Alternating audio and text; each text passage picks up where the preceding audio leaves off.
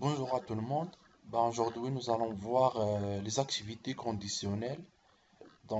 C'est une façon de d'organiser, bien de scénariser le déroulement des activités dans un cours, ou bien de contrôler l'accès à quelques activités, ou bien quelques sections. On va voir dans le cours de méthodologie de recherche. C'est un cours test, juste pour faire le tutoriel. Comme vous voyez, on a deux sections. On va utiliser seulement la section 1. Maintenant, on va ajouter par exemple une page web, comme ça, ajouter. Et on va mettre par exemple introduction, comme ça.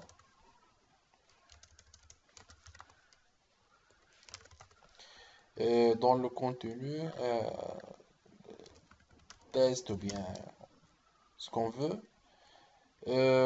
Voilà. Ici, on va mettre l'achèvement de l'activité. Quelles sont les conditions euh, qu'il faut prendre en considération pour, par exemple, considérer que l'activité est achevée. Donc, on va mettre cette condition-là. Afficher l'activité comme terminée dès que les conditions sont remplies. Et on va cocher cette condition-là. Donc, pour les pages web, on a une seule condition. Les étudiants doivent afficher cette activité pour la terminer. Donc, voilà. On va enregistrer. Donc voilà. Maintenant, on va ajouter une autre activité ou bien une ressource. On va ajouter un forum, par exemple de présentation. Par exemple, présentez-vous,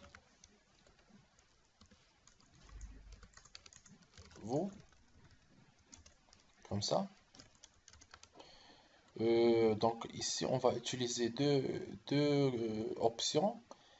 Restreindre la disponibilité et l'achèvement d'activité. Ici, c'est le contrôle d'accès au forum. Il faut ajouter une restriction. On va choisir, on a plusieurs conditions par la date, ou bien par la note, ou bien par le profil d'utilisateur. Nous, on va utiliser l'achèvement d'activité. Une fois que l'activité numéro un, qui est la page d'introduction, est terminée, on peut accéder à ce forum-là. Ici, on trouve dans les choix la page qu'on a créée qui s'appelle Introduction. Cette page-là doit être marquée comme terminée pour accéder à ce forum. Voilà. Et pour l'achèvement d'activité, c'est pour accéder à l'activité suivante. Ici, on va choisir les mêmes options. Afficher l'activité comme terminée. Et on a ici des choix. Par exemple, affichage requis, c'est fondamental. Et on a d'autres conditions, par exemple, message requis. Donc, le participant doit écrire des messages ou des réponses. On peut mettre le nombre de messages qu'on veut. On va mettre seulement un et on va utiliser seulement cette condition-là. On a d'autres. On va enregistrer. Voilà. On va ajouter maintenant, comme vous voyez ici, cette activité qui est le forum n'est pas disponible à moins que l'activité introduction soit marquée comme achevée ou bien terminée. On va ajouter une autre, par exemple un lien. Voilà.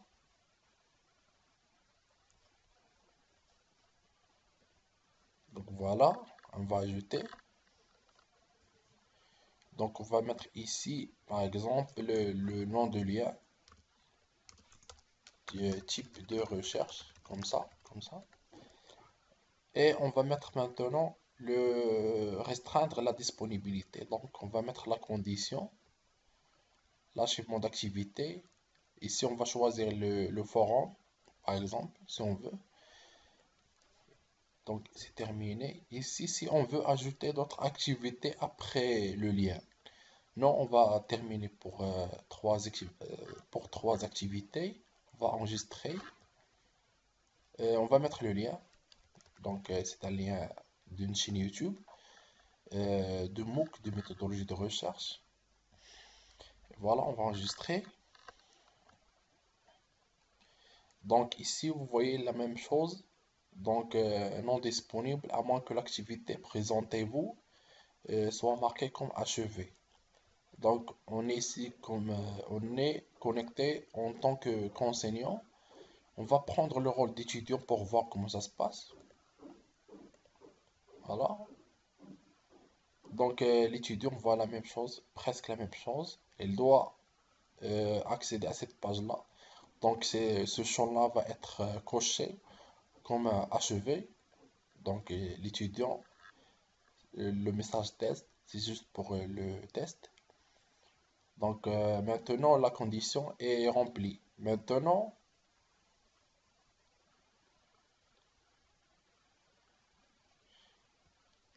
voilà.